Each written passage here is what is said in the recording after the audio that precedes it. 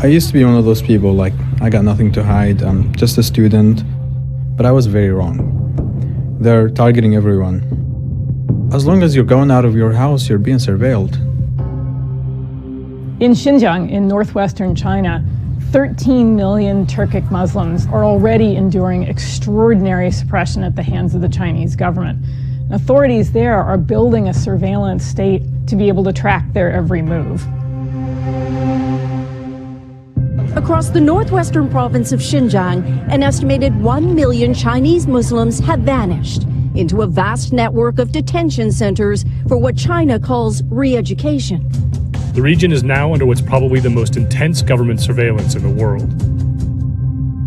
Every 200 meters would have a police checkpoint.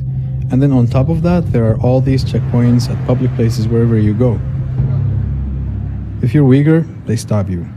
They would just say, "Where's your ID? I want to check your ID." They would punch in the ID number and then they would see everything about you. One tool at the heart of Xinjiang's surveillance system is the IJOP, or the Integrated Joint Operations Platform.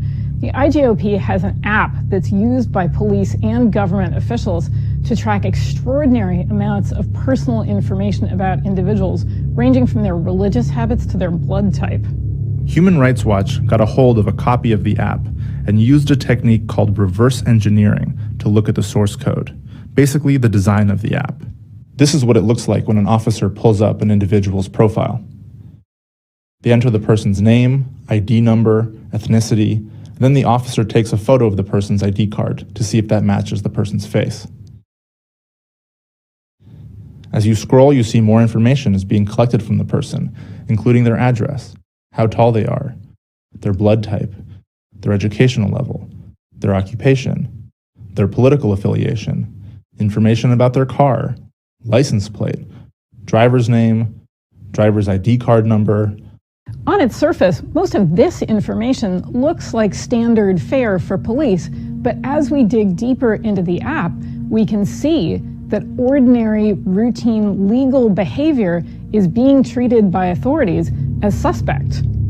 This is what it looks like when the IJOP system has flagged someone whose phone number the system has lost track of. The IJOP system sends an alert to government officials to go and investigate the reason why that phone number has gone missing, and note if this person is suspicious and requires further investigation. Or here's another example. This is a report that the IJOP system sends to government officials about someone who used an unusual amount of electricity. The report includes the date in which the unusual amount of electricity used was logged by the system, how much electricity was used, what was the meter reading, and what is the usual range of electricity used. Then the government official is required to go and investigate this person. If you use WhatsApp or Viber or Telegram, that might be considered suspicious. If you go at the back door of your house instead of the front, the police might turn up to investigate. The list goes on. The information from the app feeds into a central system and combines with information from other surveillance systems, including CCTV cameras that rely on facial recognition software, and even Wi-Fi sniffers that are used as people walk through checkpoints to pull information off their phones. The IJOP system aggregates all this data about people, flags those it deems suspicious, and sends alerts to nearby officials. These dubious criteria are being used to identify large numbers of people, many of whom are then arbitrarily locked up. In total, I spent about a month in different jails.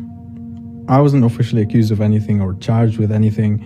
The official paperwork said something like, I was arrested under the suspicion of disrupting the societal order. Then after that, I was basically under house arrest, because they marked my ID card. It's time for the Chinese government to stop persecuting perfectly legal behavior. It's time for the Chinese government to end its repression of Turkic Muslims in Xinjiang, and it's time for it to dismantle this surveillance state.